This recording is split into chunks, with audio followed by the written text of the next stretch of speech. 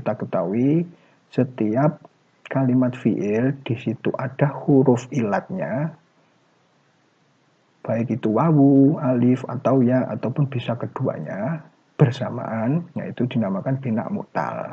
Nah, yang pertama itu misal.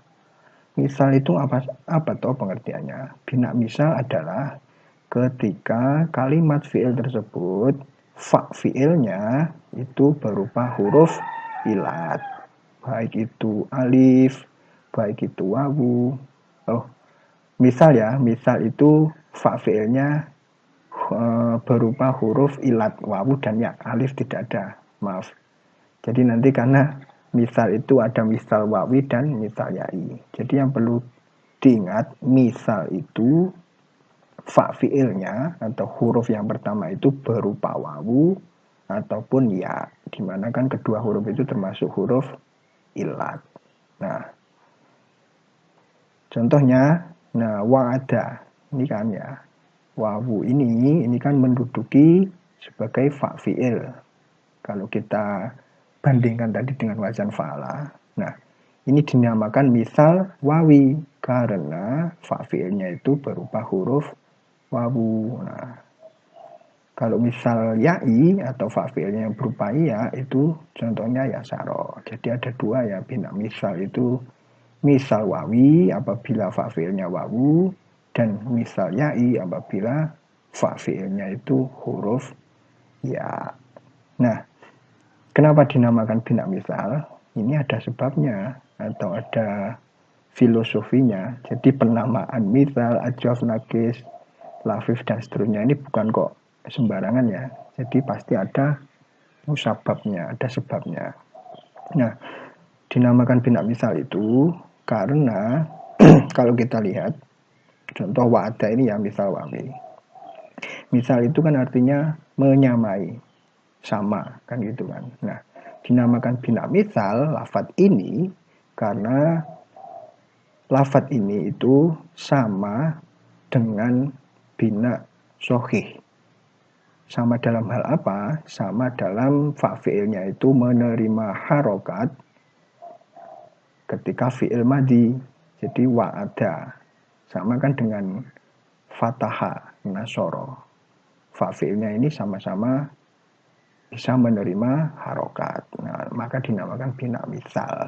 Sama tapi tak serupa kan gitu kan. Ya sama, tapi enggak 100% sama tapi tidak serupa. Makanya itulah dinamakan bina misal. Sebabnya dinamakan bina misal karena ya disamakan dengan bina sohih. Sama-sama dalam hal huruf pertamanya ini, fa fiilnya ini bisa menerima harokat seperti halnya bina sohih. Itu ya, yang pertama bina misal. Yang kedua bina ajwaf. Ajwaf ini nanti juga sama, ada ajwaf wawi dan ajwaf yai. Kalau misal ini posisinya itu yang berupa huruf ilat itu di depan, kalau ajwaf ini di tengah atau ain fiilnya. Contohnya kola. Asalnya kan kowala. Kowala. Nah, maka ini termasuk bina ajwaf wawi. Karena kan alifnya ini hasil pergantian dari huruf wawu. Di tengah ya, misal di depan, ajwaf di tengah atau ain fiilnya. Contohnya yang ajwaf ya'i, saro. Asluhu sayaro. Itu ya, jadi kalau saya biasanya mengingatnya itu kalau bahasa Indonesia ya pakai man. Man itu yang pertama M, misal, terus ajwaf, terus nakis. Disingkat man kan gitu. Misal itu yang pertama, ajwaf itu yang kedua, nakis itu yang terakhir. Nah ini ya ajwaf. Ajwaf juga ada alasannya kenapa dinamakan ajwaf. Kalau kita tahu jauf atau jaufun itu kan dimakna batnin atau perut. Nah, perut itu kan bagian tubuh yang berada di tengah. Jadi kan perut kita itu kan ya berada di tengah. Bawah itu kaki, atas itu badan sama kepala. Nah, dinamakan bina ajwaf di sini ya karena yang ada huruf ilatnya itu ternyata atau ndelalah itu yang ANVL-nya, kan ANVL-nya berarti kan di tengah.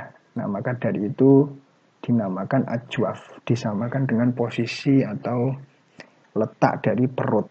Perut itu berada di tengah, maka dia dinamakan ajwaf. Huruf ilatnya ini berada di tengah, dinamakan ajwaf.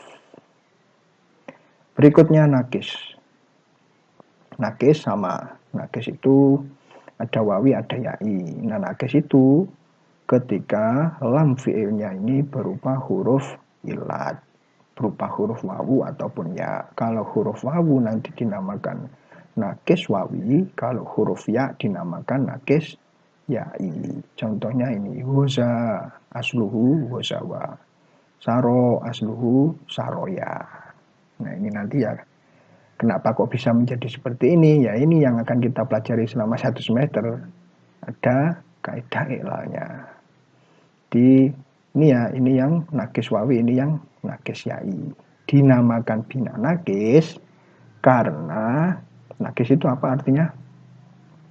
Nakis itu kan kurang atau sesuatu yang kurang atau yang tidak sempurna atau bisa cacat juga bisa. Nah, dinamakan nakis karena huruf terakhir di sini yang berposisi di lam fi'il itu tidak bisa menerima harokat seperti halnya bina sohih. Tadi kan kalau bina misal, kenapa? Karena huruf yang ada huruf ilatnya ini kan masih bisa diharokati, masih bisa menerima harokat. Makanya misal atau disamakan dengan bina sohih.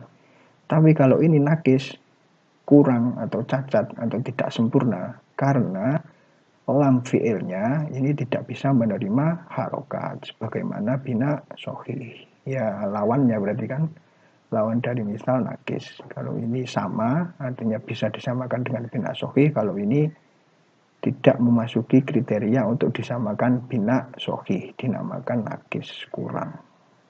Itu ya, jadi semua itu ada alasannya penamaan bina-bina ini. Yang berikutnya bagian dari bina mu'tal yaitu bina lafif. Kalau ini di depan, di tengah, di belakang huruf ilatnya. Kalau lafif itu bagaimana? Lafif itu secara bahasa lafifun artinya kan berkumpul.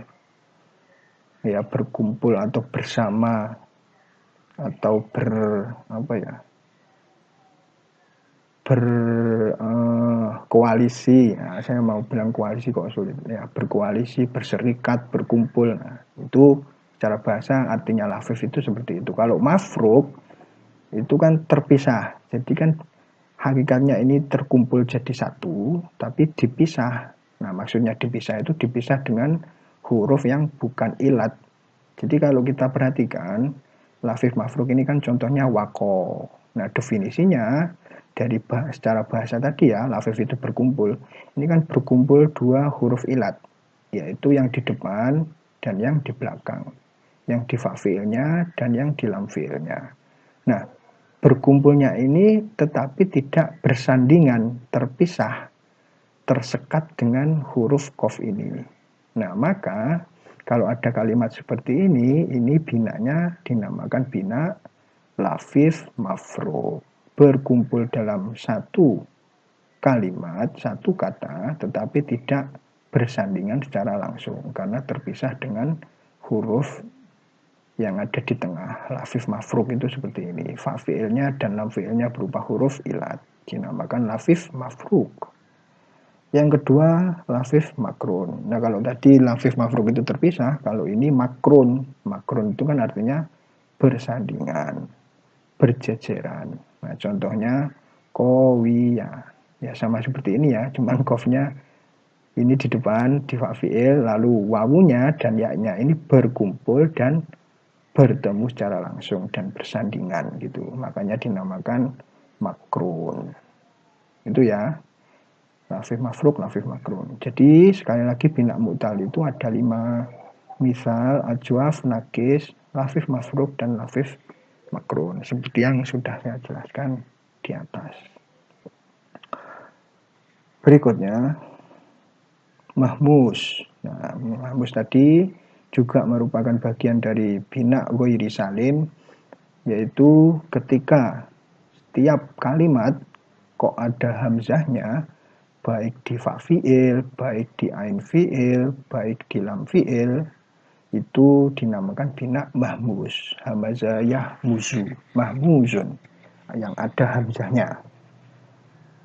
Nah, terbagi menjadi 3, ya mahmuz fa, mahmuz ain, mahmuz lam. Kalau mahmuz fa itu berarti yang fa fi'ilnya itu berupa hamzah. Nah, contohnya amala. Kalau yang ain berarti ya ain fi'ilnya ini berupa hamzah, contohnya sa'ala. Lalu yang terakhir qoro'a. Hamzahnya ini berada di posisi lam fi'il. Jadi ada mahmuz fa, mahmuz ain, mahmuz lam. Tinggal kita lihat posisi hamzahnya ini menempati di tempat yang mana. Berposisi sebagai fa fi'il, ain fi'il, atau lam fi'il. Itu ya. Saya rasa masih mudah lah ini pertemuan pertama kita. Bahas tentang pembagian bina. Berikutnya. Wah, apa ini? Tanbihun atau peringatan. Atau kalau biasanya di pengumuman itu ada notebook atau NB.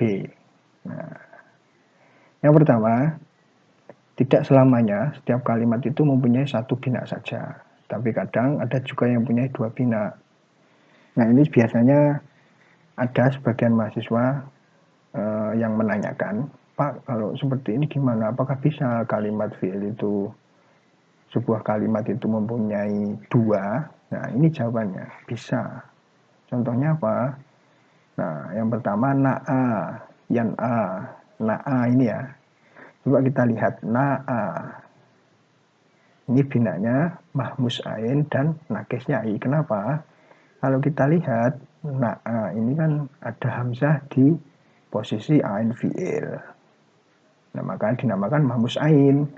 Nah, tidak itu saja, ternyata lam fi'ilnya ini juga berupa huruf ya. Nah, tadi kalau lam fi'ilnya ini berupa huruf ilat atau ya, dinamakan nakis ya'i. Nah, jadi kalimat ini na'a itu binanya 2, mahmuz ain dan nakis ya'i. Contohnya lagi, nah, fa'a. Fa'a ini kalau kita lihat ya, ain fi'ilnya ini kan berupa alif. Berarti dia binanya ajwaf ya'i. Tetapi tidak hanya sampai di situ, lam fi'ilnya juga berupa hamzah.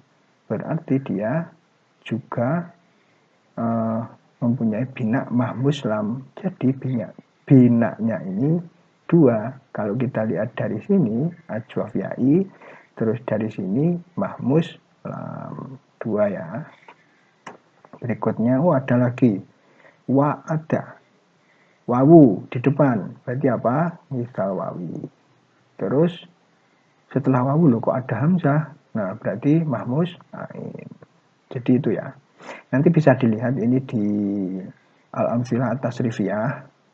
Na'a yan'a berarti bab 3. Nah, kalau di tasrif itu ditulisnya binanya itu cuman mahmuz ain.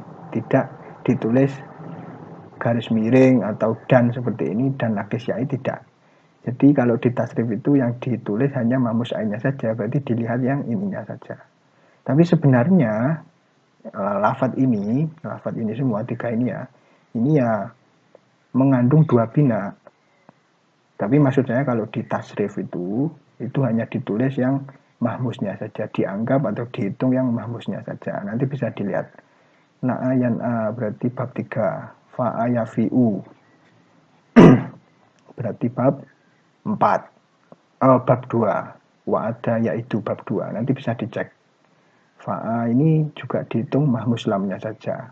Wa'ada juga dihitung mahmuz ainnya saja. Kalau di tasrif seperti itu. Bab 3, bab 2, bab 2. Itu catatan penting yang pertama. Jadi satu kalimat itu ternyata bisa mempunyai 2 bina. Berikutnya, catatan yang kedua, fi'il rubai mujarrad dan rubai mulhaq itu hanya mempunyai 2 bina saja. yaitu bina sohih dan bina mudhoaf. Nanti